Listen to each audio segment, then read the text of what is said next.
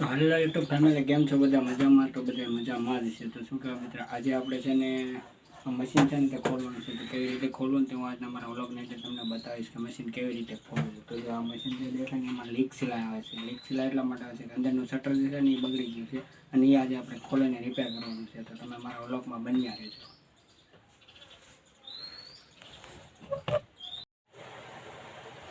તો શું કહેવાય મિત્ર, આપણે જે મશીનની વાત કરતા તો હવે એ મશીન આપણે ખોલીએ છીએ. તો જો હવે હું શું કરીને મશીન ખોલું છું, તો જો આવી રીતે કંઈક મશીનની અંદર જોવા મળે છે.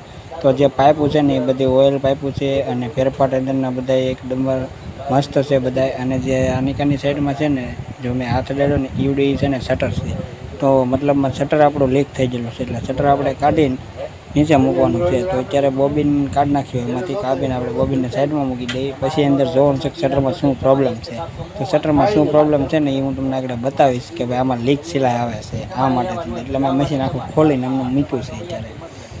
પછી જોઈ જઈએ કે આપણે શું વાંધો છે એ.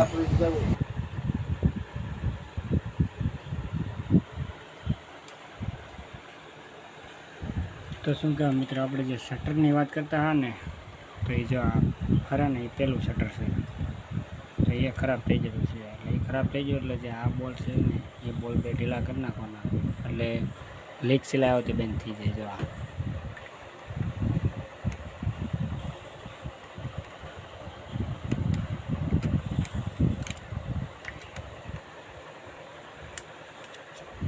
પછી નીચેનો એક બોલ્ટ છે, જો આવડા.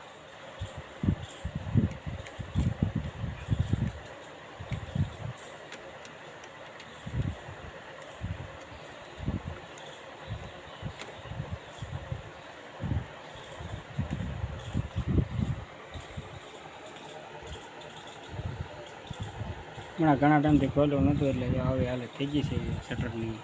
એટલે આ શટર કાઢીને બીજું શટર નાખવું રહેશે. ઓઇલ જો ઓછું થઈ ગયું છે. આ ઓઇલનો પાઇપ છે.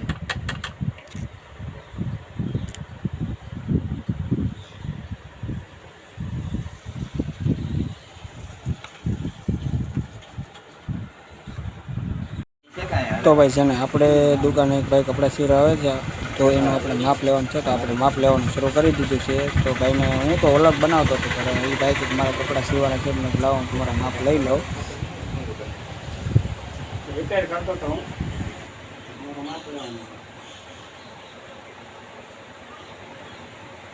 આમાં તેમાં કાંઈ પેપર નથી કરવાનું.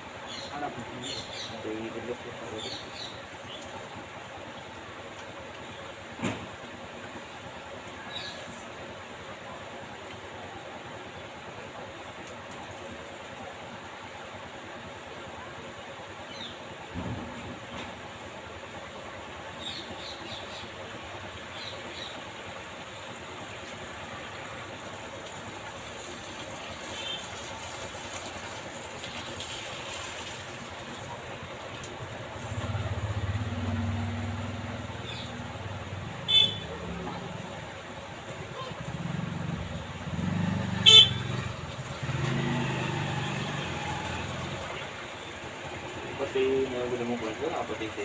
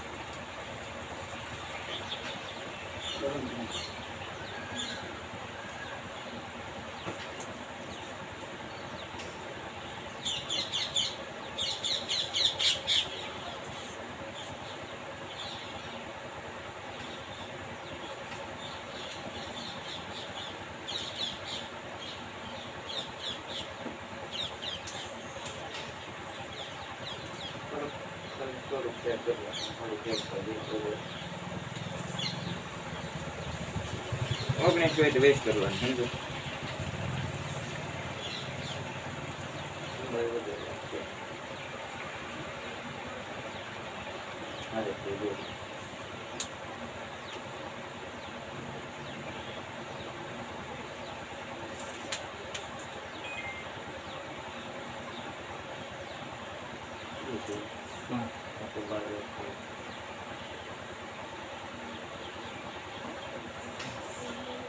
આ જો માં તો એ કેટલું છે એ આની જેવું હા તો હું બીજું નથી ખીસી આમાં નથી તે નીકળી જાય જોઈ પછી તો શું કહેવાય મિત્રો આપણે છે ને પાછા આવી જશે મશીન રિપેર કરવા માટે. તો ભાઈ મશીનમાં તો નાના મોટો પ્રોબ્લેમ આવ્યા કરે.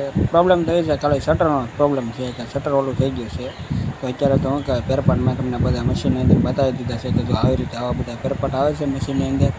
અને ઓઇલ પ્રેશર ને એવું, કારણ કે મશીન જો તમારે સારું રાખવું હોય તો ઓઇલ તો ફરજિયાત આમાં જ હોય. કારણ કે ઓઇલ હોય એટલે એની પાઇપો અને અથવા જે આ બધી સકાડા છે એ હરખા ફ્રી રહે એમ. અને ઓઇલ તમે નાખો ને તો પછી કાટ ખાવા મળે. એટલે જો મેં આખું મશીન તમને બતાવી દીધું છે.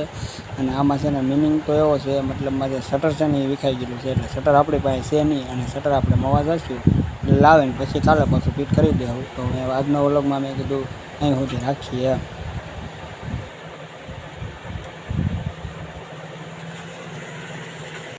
તો શું કહેવાય મિત્ર, આપણે છે ને શટર ખોલવાનું હતું. તો આ શટર છે ને ત્યારે આપણે થોડી વારમાં આગળ ખોલી નાખ્યું છે. ખોલીને એમાંથી અત્યારે બોબિન કાઢ્યું છે. બોબિન કાઢીને આ શટરમાં છે ને અત્યારે બીજું શટર નાખવાનું છે. તો અત્યારે એ શટર આપણી પાસે છે નહીં એટલે આમનું ખોલેલું રહેવા દેવાનું છે. કાલે જવાના છે મવા જઈને શટર લાવીને પછી આપણે આમાં નાખીશું. તો આ શટર ફેલ થઈ ગયેલું છે. લીક સિલાઈ નથી આવે. બાકી જો આ મશીનની ફેરપાટ બધા આવી રીતે આવે.